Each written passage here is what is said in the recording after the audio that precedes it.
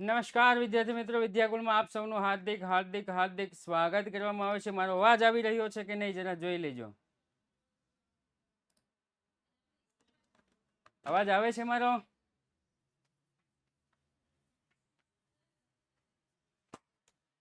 Okay, very very very good, very good. ચાલો ચાલો ચાલો ચાલો ચાલો ચાલો, બહુ પાછળ જઈ ગયા આપણે.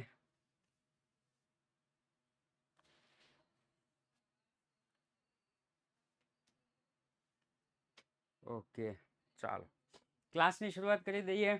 તો આજે આપણે શું જોવાના છીએ? તો આજે આપણે જોવાના છીએ થોડી જે થિયરી બાકી રહી ગઈ છે ને, એ થિયરી જોવાના છીએ. અને પ્રશ્ન નંબર 3 ની શરૂઆત કરી દઈશું. થોડીક જે થિયરી બાકી છે એ જોવાના છીએ અને પ્રશ્ન નંબર 3 ની આપણે શરૂઆત કરી દઈએ. રાઈટ? ઓકે, ચાલો. તો આપણે સૌપ્રથમ ભાગીદારીની વ્યાખ્યા જોઈતી, ભાગીદારીની વ્યાખ્યા જોઈતી, ભાગીદારી પેઢીની વ્યાખ્યા જોઈતી, એમના લક્ષણો જોયા હતા. ત્યાર પછી આપણે જોયું હતું કરારનામું. ત્યાર પછી આપણે જોયું હતું કરારનામું. આ કરારનામું છે એ ભાગીદારી પેઢી માટે વહીવટી બંધારણ હતું.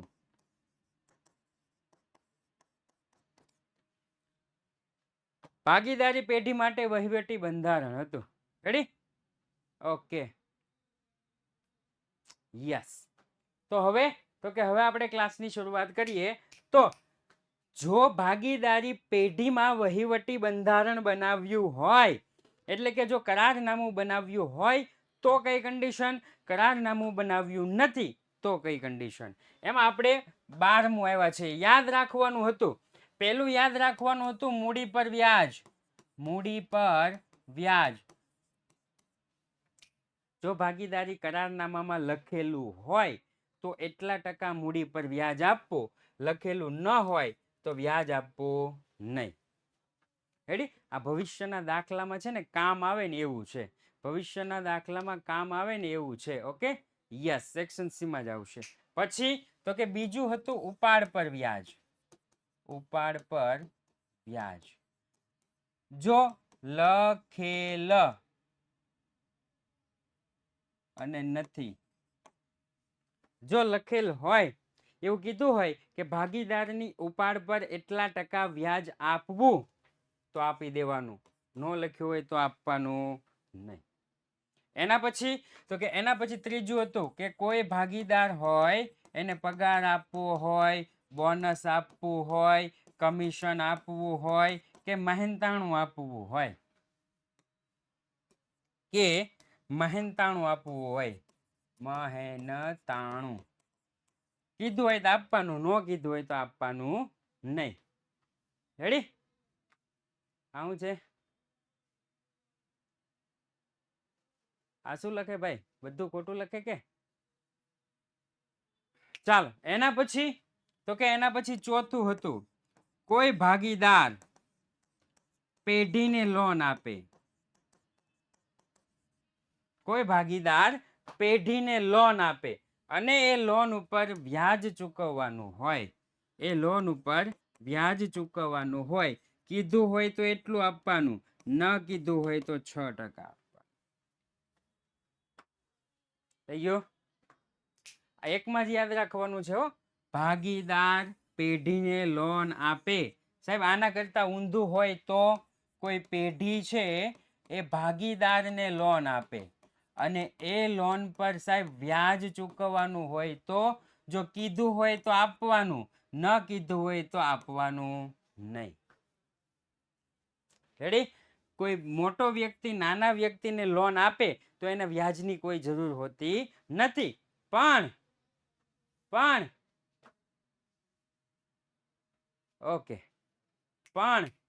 ભાગીદાર પેઢીને લોન આપે, કીધું હોય તો આપવાનું, ન કીધું હોય તો આપવાનું નહીં. રાઈટ? ઓકે, ચાલો. એના પછી 12મો પોઈન્ટ છે પાઘડી. આપણે 11 પોઈન્ટ સુધી જોઈ ગયા હતા. 12મો પોઈન્ટ છે પાઘડી. સાહેબ નવા ભાગીદારનો પ્રવેશ થાય અથવા જૂનો ભાગીદાર નિવૃત્ત થાય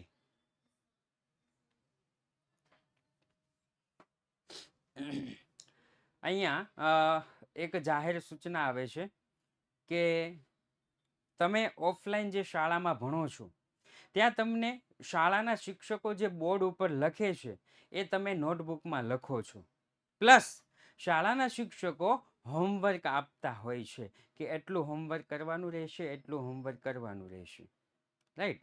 તો અહીંયા ઓનલાઈનમાં સેમ સિસ્ટમ છે.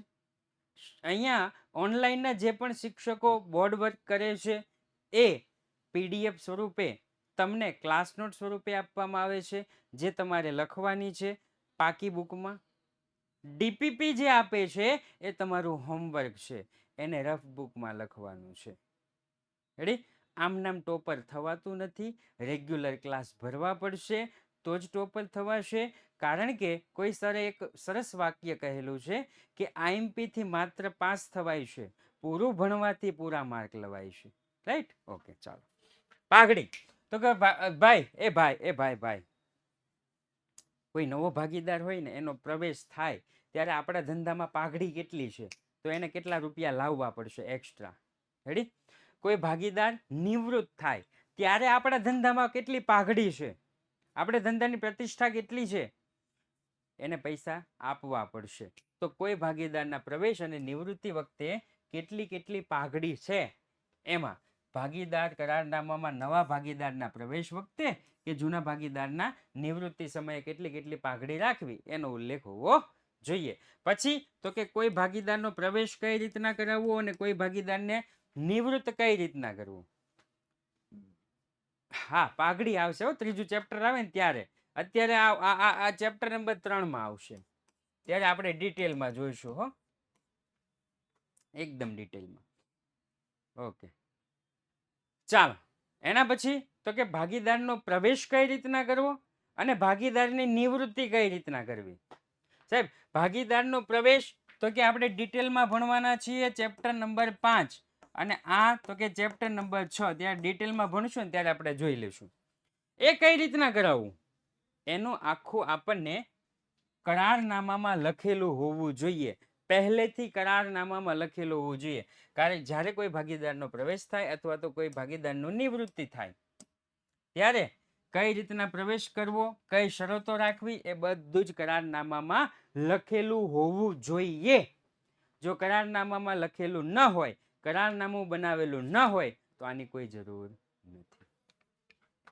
એના પછી તો કે પેઢીનું વિસર્જન. આપણે કીધું હતું ને, જેનું સર્જન છે એનું વિસર્જન એક વખત નિશ્ચિત જ છે, રાઈટ? તો અહીંયા પેઢીનું વિસર્જન, ભાગીદારી પેઢીનું વિસર્જન ઇનકેસ કરવાનું થયું તો સાહેબ કઈ રીતના વિસર્જન કરવું, કેવા સંજોગોમાં વિસર્જન કરવું, એ બધું જ અહીંયા લખેલું હોવું જોઈએ. ભાગીદારી પેઢીના વિસર્જન કયા સંજોગોમાં કરવું, તે કઈ કાર્યવાહી કરવી, તેનો ઉલ્લેખ ભાગીદારી કરારનામામાં હોવો જોઈએ.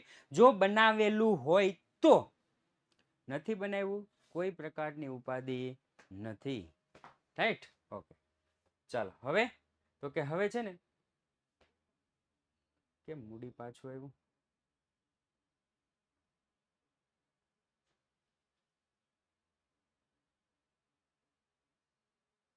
ટૂંકા દાખલા. હવે શું છે? ટૂંકા દાખલા. હવે આપણું મેઇન ચેપ્ટર ચાલુ થાય છે.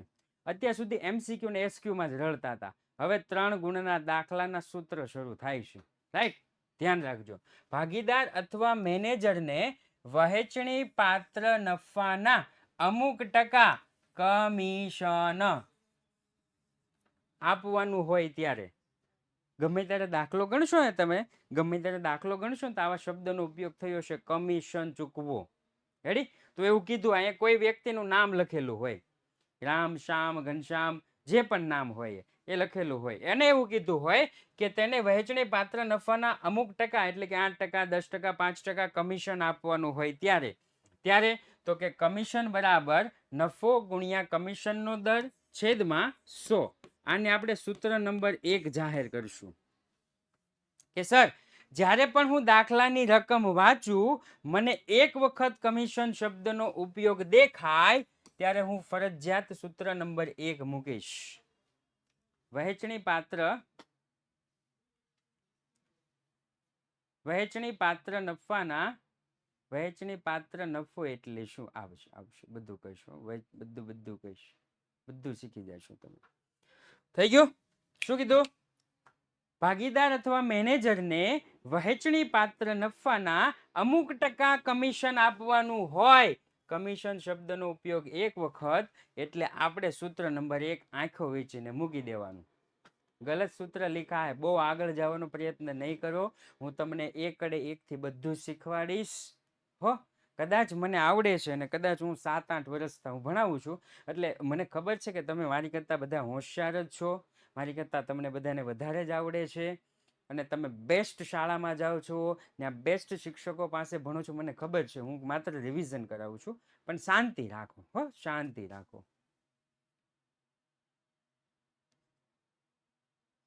હા હા, રેડી? તમે શાંતિ રાખો, બધું તમારું રિવિઝન થઈ જશે. ચાલો, બીજી કન્ડિશન શું છે? તો કે ભાગીદાર અથવા મેનેજરને તેનું કમિશન બાદ કર્યા પછીના નફા પર અમુક ટકા કમિશન આપવાનું થાય. જોયું?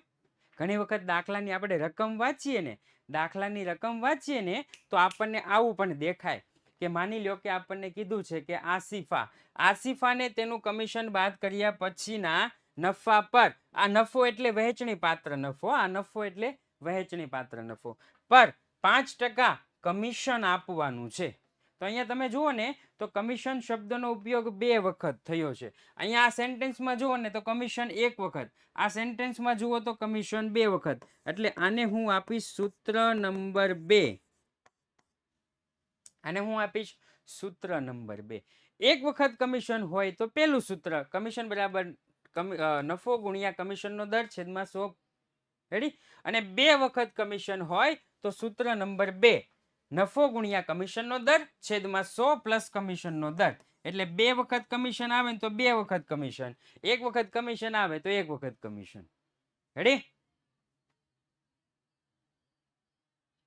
થઈ ગયું? ઓકે. આ છે ને એક પ્રકારનો નફો છે. આ વહેંચણી પાત્ર નફો એટલે એક પ્રકારનો નફો. આપણે કેમ ચોખ્ખો નફો આવતો, ચોખ્ખો નફો. હવે ભાગીદાર થઈ ગયા. ભાગીદાર થઈ ગયા એનો મતલબ શું થયો કે ભાગીદાર હોય ને એને વહેંચવો પડે. વહેંચવો એટલે એ વહેંચણી પાત્ર લખ્યું છે. ભાગીદાર ન હોત તો નફો લખે. થઈ ગયું? ચાલો, કોઈ પણ રકમ વાંચો, 1 વખત કમિશન દેખાય એટલે પેલું સૂત્ર કમિશન બરાબર નફો ગુણ્યા કમિશનનો દર છેદમાં 100. 2 વખત કમિશન દેખાય તો કમિશન બરાબર નફો ગુણ્યા કમિશનનો દર છેદમાં 100 પ્લસ કમિશનનો દર. ઓકે? આમાં એક અપવાદ છે. એ અપવાદ શું છે? તો કે જો કોઈ એક ભાગીદારના નફા પરથી સમગ્ર પેઢીનો નફો શોધવાનો હોય તો ફરજિયાત સૂત્ર નંબર 1 વાપરવું. રેડી? ચલો, 2 કન્ડિશન છે. અહીંયા ભાગીદાર A, B અને C, આ પહેલી કન્ડિશન. અહીંયા ભાગીદાર A, B અને C, આ બીજી કન્ડિશન. અહીંયા આપણને એવું કીધું છે કે નફા નુકસાનનું પ્રમાણ છે 1:1:1. અહીંયા આપણને કીધું છે નફા નુકસાનનું પ્રમાણ 2:2:2. આ અપવાદ સમજાવું છું, અપવાદ. હા, બધું મળી જશે હો, એપ્લિકેશનમાં બધું મળી જશે.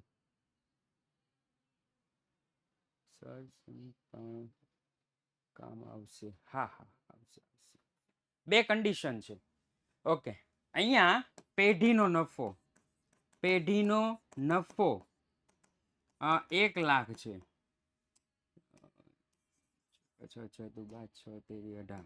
1,80,000 છે. અને અહીંયા બી નો નફો 60,000 છે. રેડી? અને આવું કીધું છે કે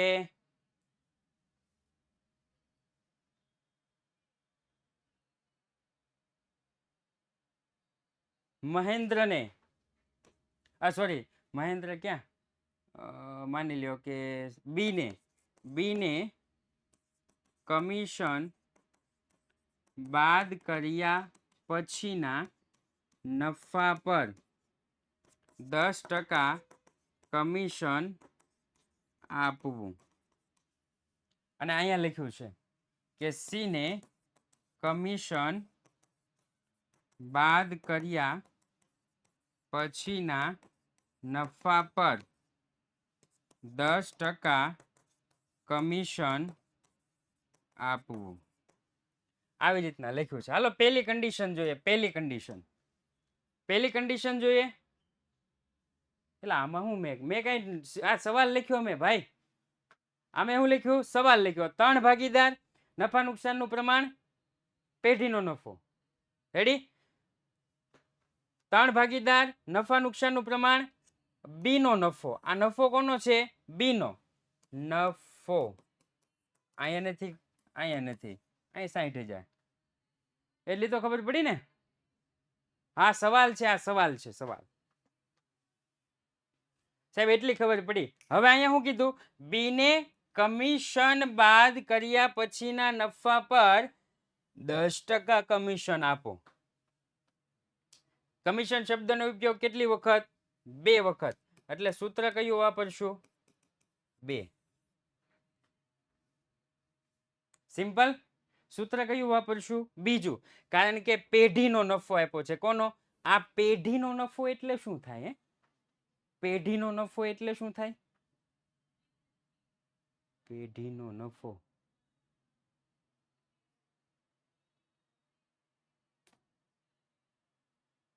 યસ, બધાનું ટોટલ. પેઢીનો નફો એટલે એ, બી અને સી ત્રણેયનું ટોટલ આપ્યું છે. રેડી?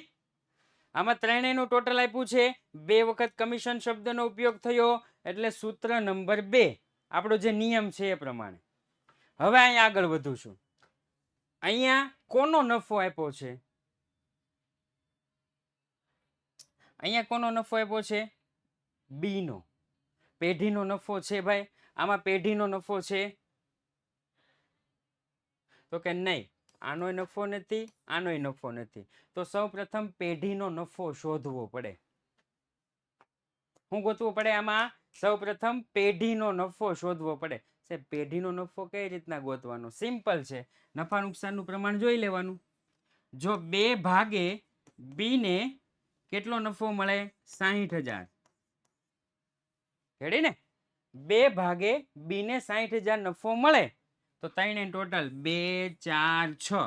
6 ભાગે પેઢીનો નફો કેટલો? ક્રોસ ગુણાકાર તો આવડે ને? 6×36/2 એટલે 1,80,000 થઈ ગયું. આમાં પેઢીનો નફો નથી એટલે શું કીધું? જો કોઈ એક ભાગીદારના નફા પરથી એટલે કે બી ના નફા પરથી સમગ્ર પેઢીનો નફો મેળવવાનો હોય, સમગ્ર પેઢીનો નફો મેળવવાનો હોય. ખબર પડી? કોઈ એક ભાગીદારના નફા પરથી સમગ્ર પેઢીનો નફો શોધવાનો હોય તો સૂત્ર નંબર 1 વાપરવું. અહીંયા તમે જુઓ 2 વખત કમિશન આવ્યું. કમિશન કમિશન કમિશન કમિશન 2 વખત આવ્યું ને તોય સૂત્ર નંબર કયું વાપરવાનું? 1 વાપરવાનું. શું કામ? કારણ કે અહીંયા પેઢીનો નફો આપ્યો નથી. જો પેઢીનો નફો આપ્યો હોત તો સૂત્ર નંબર 2 વાપરે. પેઢીનો નફો આપ્યો નથી એટલે સૂત્ર નંબર 1. આ અપવાદ હતું. હજી પણ સમજાવીશ. ક્યારે? જ્યારે દાખલો આવશે ને ત્યારે ફરી વખત સમજાવીશ. રાઈટ? ઓકે ચાલો. પછી તો કે ઉપાડ ઉપર વ્યાજની ગણતરી. આનું ઓલા ભાઈએ સૂત્ર લખ્યું હતું I બરાબર PRN/100. I બરાબર PRN/100.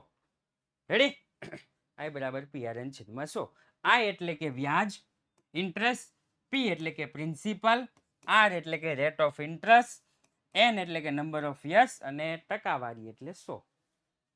ઓકે ચાલો. સૌ પ્રથમ તો કે ઘણી વખત આપણને દાખલામાં પૂછાય કે દર મહિનાની શરૂઆતમાં ઉપાડ કરે. શું કીધું? દર મહિનાની શરૂઆતમાં ઉપાડ કરે તો n બરાબર કેટલા લેવા? 78/12. યાદ રાખવાનું છે હો. આ યાદ રાખવાનું છે કે દર આવો શબ્દનો ઉપયોગ થવો જોઈએ મહિનાની શરૂઆતમાં, તો જ, નકર નહીં. એમ કીધું હોય કે ઉપાડ ઉપર વ્યાજ ગણો તો ગણ નાખવાનું, પણ એવું કીધું હોય દર મહિનાની શરૂઆતમાં તો 78/12. એવું કીધું હોય આપણને દર મહિનાની 15 તારીખે, મહિનાની 15 તારીખે આવા શબ્દનો ઉપયોગ હોવો જોઈએ. મહિનાની શરૂઆતમાં, મહિનાની 15 તારીખે, તો કે સાહેબ 72/12. સાહેબ દર મહિનાની આખર તારીખે આવા શબ્દનો ઉપયોગ હોવો જોઈએ. દર મહિનાની આખર તારીખે તો n બરાબર 66/12. યાદ રાખવાનું છે પરીક્ષા માટે. મહિનાની શરૂઆતમાં 78, 15 તારીખે 72 અને આખરમાં 66. રાઈટ? યાદ રાખવું પડશે, યાદ રાખવું પડશે, યાદ રાખવું પડશે. ઓકે, માની લો કે આપણું વર્ષ શરૂ થાય છે 2024-2025. આપણું વર્ષ કયું છે? 2024-2025 છે. હવે તો કે આ આપણું હિસાબી વર્ષ છે. માની લ્યો કે 1/1/2024, 1/2/2024, 1/3/2024, 1/4/2024, 1/5/2024, છઠ્ઠું, સાતમું, આઠમું, 9, 10, 11 અને 12. આ 12 મહિના 1/4 શરૂ થાય. 1/4 શરૂ થાય.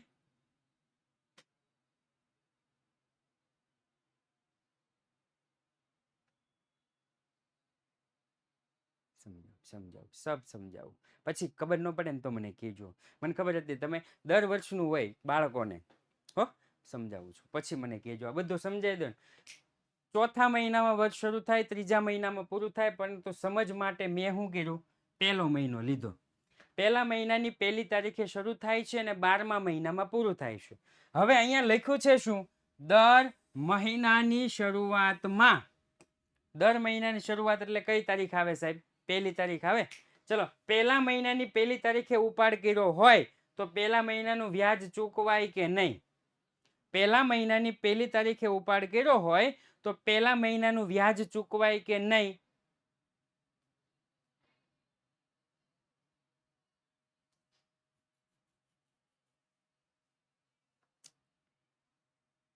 વિદ્યાકુળમાં તમે સ્ટાર્ટિંગથી જોડાણા હોય તો સ્ટાર્ટિંગનું જે પહેલો મહિનો હોય એનું તમે પૈસા આપો કે ન આપો?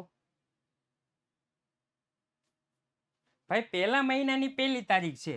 પહેલા મહિનાની 1 તારીખે તમે ઉપાડ કર્યો હોય તો પહેલા મહિનાનું વ્યાજ ચૂકવાય. પણ કેટલા મહિના? તો કે 1, 2, 3, 4, 5, 6, 7, 8, 9, 10, 11, 12 મહિનાનું વ્યાજ ચૂકવાય. કેટલાનું? 12 મહિનાનું. પહેલા મહિનામાં 12 મહિનાનું વ્યાજ ચૂકવાય. પછી બીજા મહિનાની 1 તારીખે ઉપાડ કરો તો તમે આ મહિનાનું વ્યાજ ચૂકવો. તમે શાળામાં 1 મહિનો લેટ ગયા હોય તો અગાઉના મહિનાનું વ્યાજ તમે પૈસા આપો છો નહીં. તો કેટલા મહિનાનું સાહેબ? તો કે 11 મહિનાનું. ત્રીજા મહિનાની 1 તારીખે તમે ઉપાડ કર્યો તો અગાઉના 2 મહિનાના તમે વ્યાજ ચૂકવો નહીં. રેડી? તો કેટલા મહિના? 10, 9, 8, 7, 6, 5, 4, 3, 2 અને 1. આનું ટોટલ કરો, આનું ટોટલ કરો. એટલે દર મહિનાની શરૂઆતમાં આવશે કેટલું? 78/12. રેડી? આવી રીતના આવે, આવી રીતના નક્કી કર્યું હોય અને આવી રીતના આવે 2 વ્યક્તિઓના જવાબ. ચલો હવે સર, તો કે હવે દર મહિનાની 15 તારીખે એવું કીધું છે. દર મહિનાની કઈ તારીખે? 15 તારીખે. રેડી? ચાલો 15 તારીખ કરીએ. 15/1, 15/2, 15/3, 15/4, 15/5 જે હોય. હવે માની લ્યો કે તમે પહેલા મહિનાની 15 તારીખે ઉપાડ કર્યો તો 1 થી 14 તારીખનું તમે વ્યાજ આપો. 1 થી એવું ડાયું છે કે લાવ ને 15 તારીખે લાવીને પૈસા આખા મહિનાનું વ્યાજ લઈ જાય. એવું છે ડાયું? નહીં. તરત જ કે ભાઈ 15 તારીખ છે હો, 15 તારીખથી ભાડું ગણજો. આપણે ભાડે રહેવા જઈએ ને કોઈ જગ્યાએ ભાડુઆત તરીકે, તો પણ આપણે કહીએ કે પહેલા 15 દિવસનું થોડું ભાડું હોય, આ 15 તારીખથી ચાલુ. 15 એટલે કે અડધો કાઢી નાખો ને 12 માંથી અડધો કાઢી નાખો ને તો 11.5 12 માંથી અડધો કાઢી નાખો તો 11.5 15 થી જ ગણવાનું પછી તો કે આ તો એક મહિનો થઈ ગયો ને એક મહિનો કાપો 10.5 હવે તો કે ત્રીજા મહિના 15 તારીખે લીધું તો 2 મહિના કાપો 9.5 ચોથા મહિના 15 તારીખે લીધું 3 મહિના કાપો 8.5 થઈ ગયું એવી રીતના પછી 7.5 6.5 4.3 2 1 છેલ્લે 0.5 તો કેટલા આવે 72 ઓકે કેટલા આવશે 72 કેલ્સી તમારી સાથે જ રાખજો ગણવું હોય તો ગણી નાખજો બાકી હું તો ખોટું તો નથી કહેતો ઓકે ચાલો હવે તો કે હવે દર મહિનાની આખર તારીખે શું કીધું છે દર મહિનાની આખર તારીખે આખર એટલે સાહેબ 31/1 28/2 31/3 30/4 જે પણ હોય એ ઓકે હવે તો કે સાહેબ પહેલા મહિનાની છેલ્લી તારીખે ઉપાડ લીધો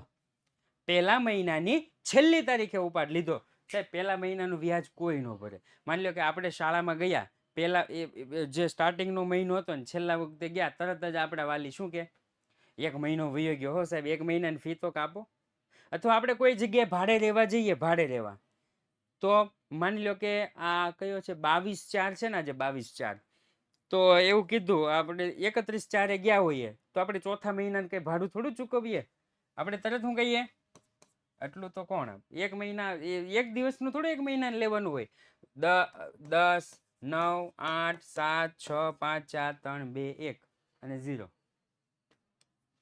થઈ ગયું 66/12 ઓકે રેડી બે કમિશનના સૂત્ર ઉપાડવાળું યાદ રાખવાનું છે કમિશન શબ્દનો ઉપયોગ એક વખત તો ફરજિયાત પહેલું સૂત્ર કમિશન બરાબર નફો ગુણ્યા કમિશનનો દર છેદમાં 100 બે વખત કમિશનનો ઉપયોગ થાય તો બીજું સૂત્ર કમિશન બરાબર નફો ગુણ્યા કમિશનનો દર છેદમાં 100 પ્લસ કમિશનનો દર ઉપાડ ઉપર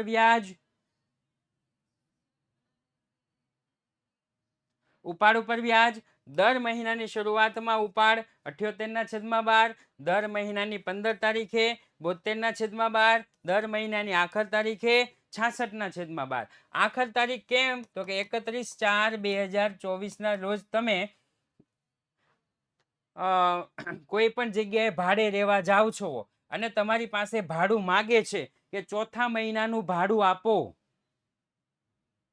શું કે છે ચોથા મહિનાનું ભાડું આપો તમે આ તારીખે ભાડે રહેવા ગયા છો તો તમે ભાડું આપો કે ન આપો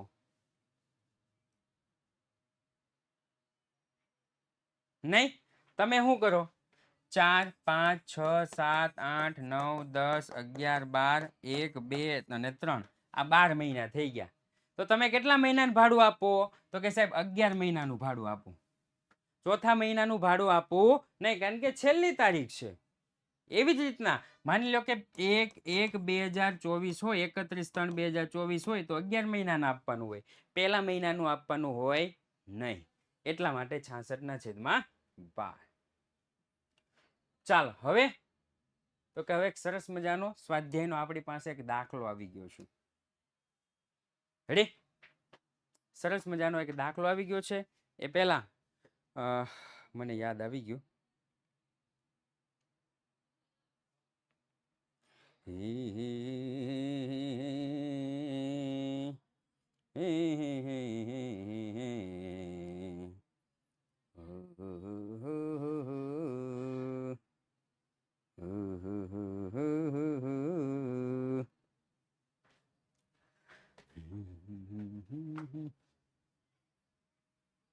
એકત્રીસ 4 ક્યાં આજની છે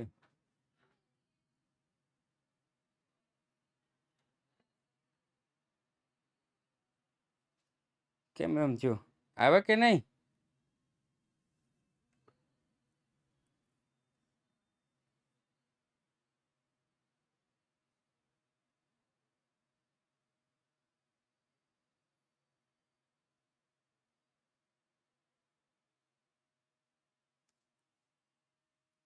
ઓકે હાલો ચાલો જો પ્રેક્ટિકલ સબ્જેક્ટ છે, પ્રેક્ટિકલ સબ્જેક્ટ એકાઉન્ટ અને સ્ટેટ. ઓકે, એકાઉન્ટ અને સ્ટેટ પ્રેક્ટિકલ સબ્જેક્ટ છે. તો કોઈ પણ વ્યવહાર વાંચવામાં, કોઈ પણ દાખલો વાંચવામાં બહુ ઉતાવળ કરવી નહીં. કારણ કે 11મું આપણે ભણી ગયા, ખબર છે ને, એના એ જ સવાલ આપે ને એના એ જ જવાબ આપે. ઘણી વખત એવું હોય. રેડી? એટલે ધ્યાન રાખવું. એક ભાગીદાર પેઢીમાંથી દર મહિનાના અંતે એક સરખી રકમનો ઉપાડ કરે છે. મહિના કીધું છે, દર મહિનાના અંતે એક સરખી રકમનો ઉપાડ કરે છે. ભાઈ n 66/12 એટલે આપણને ખબર પડી ગઈ. વર્ષના અંતે કુલ વાર્ષિક ઉપાડ ₹12,000 કરેલ છે. સાહેબ મારે વાર્ષિક ઉપાડ આરે કાંઈ લેવા દેવા નથી. અહીંયા આપણને એવું કીધું છે કે દર વર્ષના અંતે, આપણને એવું કીધું છે દર વર્ષના અંતે નહીં સર, દર માસના અંતે કીધું છે. તો વાર્ષિક ઉપાડ સાથે મારે કોઈ લેવા દેવા નથી, એટલે મારે માસિક ઉપાડમાં ફેરવવું પડશે. માસિક ઉપાડ, માસિક ઉપાડ બરાબર 12,000/12 એટલે કે 1,000 રૂપિયા માસિક ઉપાડ થઈ ગયો. થઈ ગયું? 1,000 રૂપિયા માસિક ઉપાડ થઈ ગયો. જો ઉપાડ ઉપર 12% લેખે વ્યાજ વસૂલ કરવાનું હોય તો વર્ષના અંતમાં ઉપાડ પર વ્યાજ ગણો. હવે આપણે ઉપાડ ઉપર વ્યાજ ગણી દઈશું. તો કે ઉપાડ ઉપર વ્યાજનું સૂત્ર સાહેબ અમને ખબર છે, I બરાબર PRN/100. પી એટલે કે પ્રિન્સિપલ, ભૂલમાંથી ને 12,000 નો લેવાઈ જાય હો, કારણ કે માસિક ઉપાડ છે ભાઈ, ભૂલમાંથી ને 12,000 નો લેવાઈ જાય. 1,000 ગુણ્યા R એટલે કે રેટ ઓફ ઇન્ટરેસ્ટ 12% ગુણ્યા n 66/12. કેલ્સી પેન્સિલ સાથે લઈને બેસવું, ચોપડી પણ સાથે લઈને બેસવી. 660 રૂપિયા. બોર્ડમાં પૂછાઈ ગયેલો દાખલો છે. જો બોર્ડમાં પૂછાય 1 ગુણ, 2 ગુણ અને 3 ગુણ, પૂરો દાખલો પૂરો હો, 3 ગુણનો. 1 ગુણ, 2 ગુણ અને 3 ગુણ, એટલું જ થઈ ગયું. ઓકે ચાલો એના પછી, તો કે એના પછી દાખલા નંબર 2. એના પછી દાખલા નંબર 2. દાખલા નંબર 2 માં એવું કીધું છે કે આમાં તારે ફરી વખત સમજવું છે.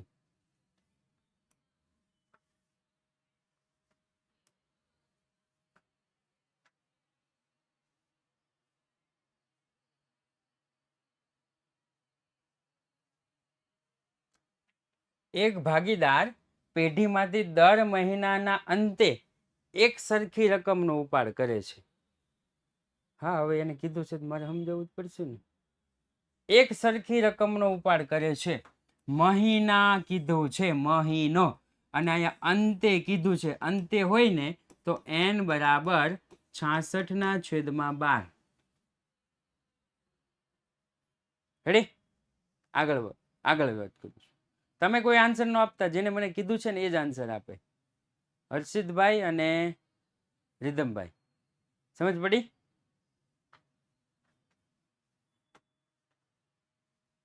ઓકે રીધમ,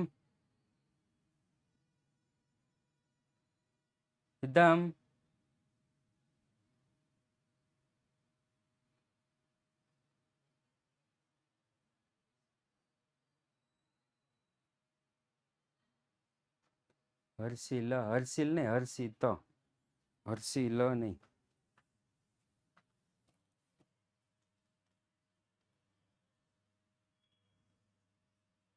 રીધમ અને હર્ષિત, એમાં હર્ષિતભાઈ તો આવી ગયા છે. રીધમભાઈ કોણ છે એની ખબર ન પડી. ચાલો એના પછી તો કે વર્ષના અંતે કુલ વાર્ષિક ઉપાડ આપ્યો છે. કેવો આપ્યો છે? વાર્ષિક ઉપાડ. સાહેબ અહીંયા મહિનો કીધું, અહીંયા વાર્ષિક કીધું, તો વાર્ષિકને મહિનામાં ફેરવો અથવા મહિનાને વાર્ષિકમાં ફેરવો. તો કે વાર્ષિકને મહિનામાં ફેરવી નાખવાનો. માસિક ઉપાડ બરાબર 12,000. એક વર્ષના 12,000 હોય તો ભાગ્યા 12 કરો એટલે એક મહિનાના કેટલા? તો કે 1,000. સૂત્ર મૂકી દેવાનું. I બરાબર PRN છેદમાં 100. 1,000 ના 1,000. R એટલે કે રેટ ઓફ ઇન્ટરેસ્ટ 12%. N એટલે કે નંબર ઓફ યર્સ 66 ના છેદમાં 12. સરવાળો બાદ બાકી તો તમને આવડશે. એટલે થઈ ગયું. તમારી ભૂલ છે. હા બતાવો. 1 મિનિટ. ઋષિત સર કંઈક ભૂલ કે છે. 1 મિનિટ. કોઈ ઓલું નહીં કરે.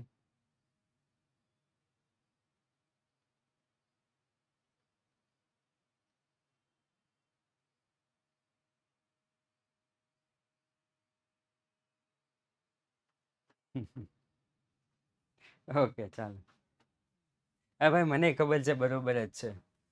ચાલો એના પછી બીજો દાખલો. A, B અને C એક પેઢીના ભાગીદાર છે. ABC એક પેઢીના ભાગીદાર છે. ઓકે પછી તો કે સાહેબ પેઢીનો નફો છે ને, પેઢીનો નફો 1,20,000 છે. પેઢીનો નફો કેટલો? 1,20,000. પેઢીનો નફો 1,20,000 એટલે ABC ત્રણેયનો નફો 1,20,000. આ બાજુ ધ્યાન આવે બસ. ખોટી વાતો નહીં. ખોટી વાત કરશો તો નહીં ગમે મને. શું કીધું છે? ABC એક પેઢીના ભાગીદાર છે. પેઢીનો નફો આપણને આપ્યો છે 1,20,000. નફા નુકસાનનું પ્રમાણ 1:1:1 આવું કીધું છે. અને C ને 40,000 કમિશન આપવાનું છે. નહીં 40,000 નથી રાખવું, 10% રાખવું. C ને 10% કમિશન આપવાનું છે. 10% કમિશન. રેડી? 10% કમિશન આપવાનું છે.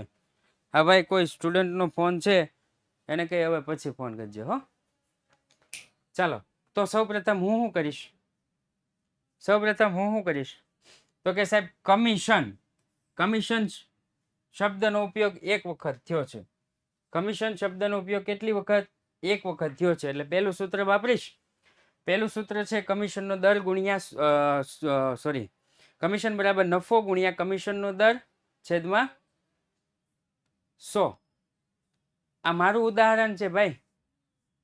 ઉદાહરણ તરીકે એવું કીધું છે. રેડી? તો ચાલો. કેમ એમ કરે છે બધા? હા સર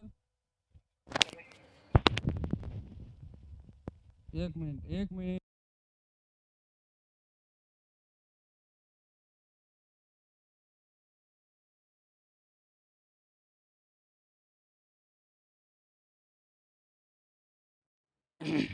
ઓકે આ મારું ઉદાહરણ છે. અવાજ આવે છે? એટલે મારું ઉદાહરણ છે. મારે ગમે એટલા લેવા હું લઉં. મારું ઉદાહરણ છે. મારું ઘરનું. આ દાખલાનું નથી હો.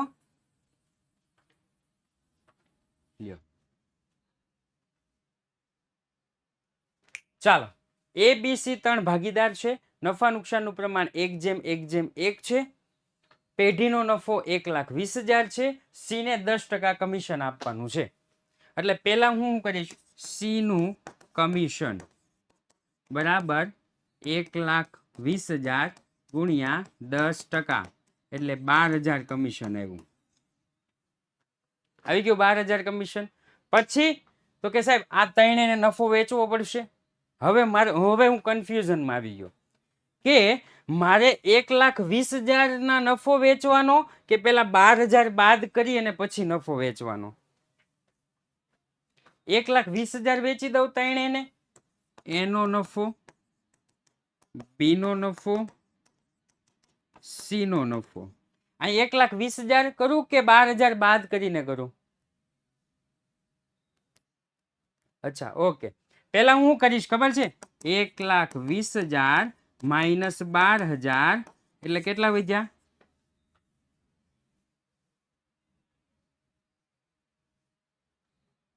1,08,000. આ 1,08,000 આ ત્રણેયને વેચું, આને આને અને આને. થઈ ગયું?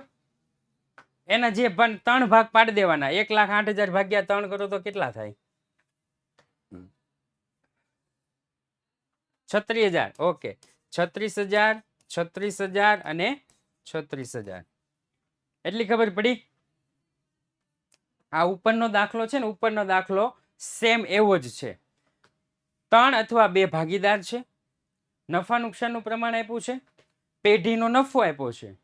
પહેલા કમિશન ગોત લેવાનું, પછી કમિશન પછીનો નફો ગોતી લેવાનો અને પછી નફો આપી દેવાનો. Same to same. ખબર ન પડે તો ફરી એક વખત જાતે જોઈ લેવું. રેડી? ચાલો, હું જરા કપાળ ઉપર લખાવું છું, લખો તો નોટબુકમાં, સોરી, જેમાં લખવું એમાં. ચોપડીમાં લખો તો પેન્સિલથી લખજો, કપાળ ઉપર લખાવો એ લખજો. નફો હંમેશા નફા નુકસાનના પ્રમાણમાં વહેંચાય.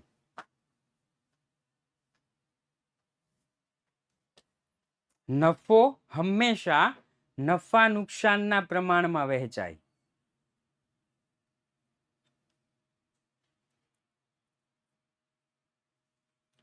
મૂડી હંમેશા, બીજી લીટીમાં, મૂડી હંમેશા મૂડીના પ્રમાણમાં વહેંચાય.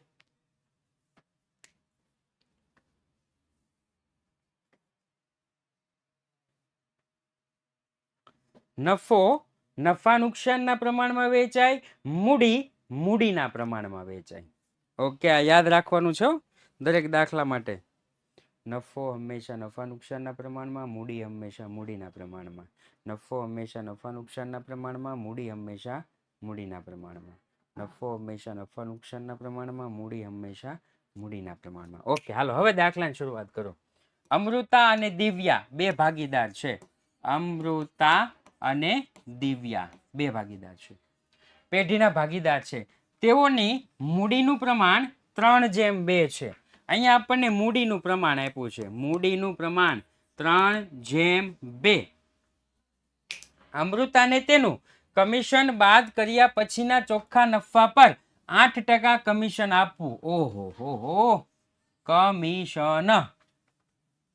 કમિશન 2 વખત કમિશન આવ્યું. કેટલી વખત? 2 વખત કમિશન આવ્યું.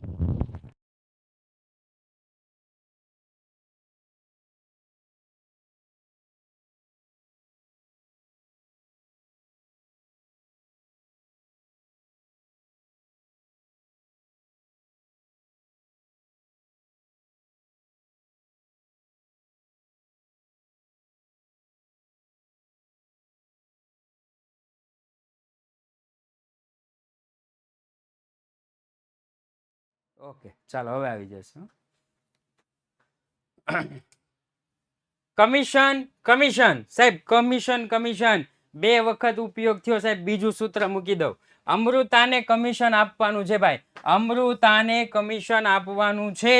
તો હું લખી નાખીશ અમૃતાનું કમિશન. અમૃતાનું કમિશન બરાબર નફો ગુણ્યા કમિશનનો દર છેદમાં 100 પ્લસ કમિશનનો દર. ચાલો, નફો ક્યાં ગયો?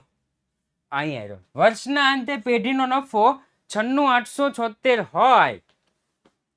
96,876 ગુણ્યા 8/108.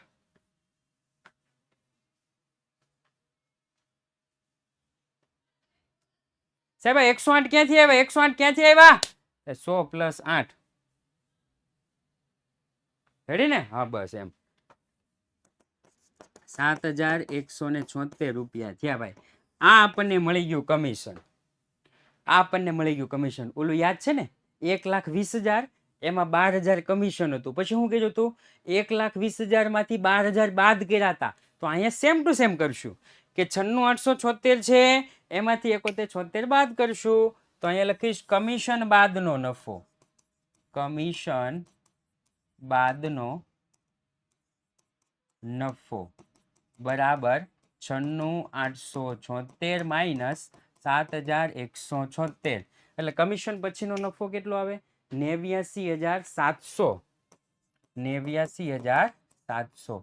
આ શું થયું? તો કે કમિશન બાદનો નફો. ઓલું કપાળ ઉપર લખાયું હતું, કપાળ ઉપર લખાયું હતું, નફો હંમેશા નફા નુકસાનના પ્રમાણમાં, મૂડી હંમેશા મૂડીના પ્રમાણમાં. હા ચલો, આ નફો છે ને, નફો નફા નુકસાનનું પ્રમાણ ગોતો. હાલો ફટોફટ.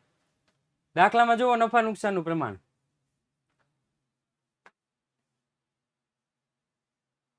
ત્રણ જેમ બે. નફા નુકસાનનું પ્રમાણ, નફા નુકસાનનું પ્રમાણ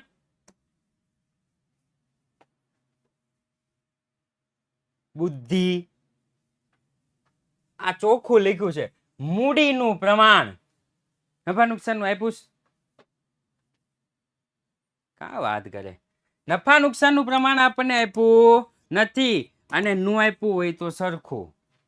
મેં તમને કીધું તું કરારનામું છે ને, કરારનામું આગળના બધા દાખલામાં કામ આવશે.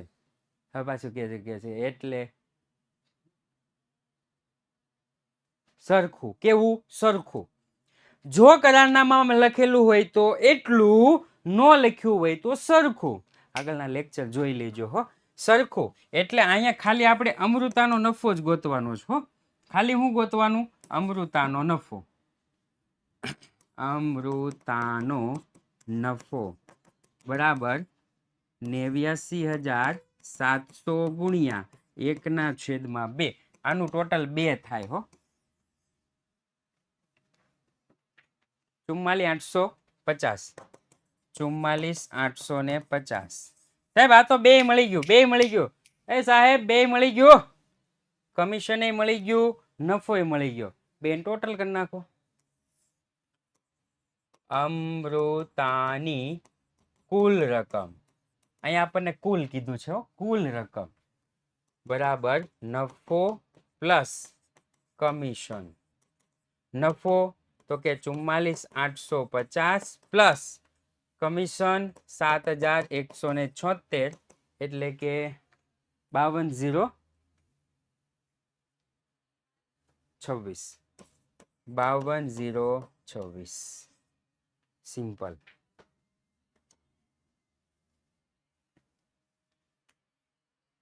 થઈ ગયું? ઓકે ચાલો, એક વખત પાછો રિપીટ જોઈ લેવો, ગુણ્યા 2 કરીને. હો, દરરોજ પાછો ગુણ્યા 2 કરીને ન જોતા, લાઈવમાં આવજો તો કંઈક ખબર પડશે, નકર આમ નામ રહેશો. ઓકે, આ સાથે જ આજનો ક્લાસ અહીંયા આપણે પૂર્ણ જાહેર કરીએ છીએ. ફરી વખત મળીશું એક નવા ક્લાસ સાથે, એક નવા દાખલા સાથે. જય હિન્દ, જય ભારત. આગળના વિડીયો લેક્ચર જોઈ લેવા હો, પાછળ કામ આવશે.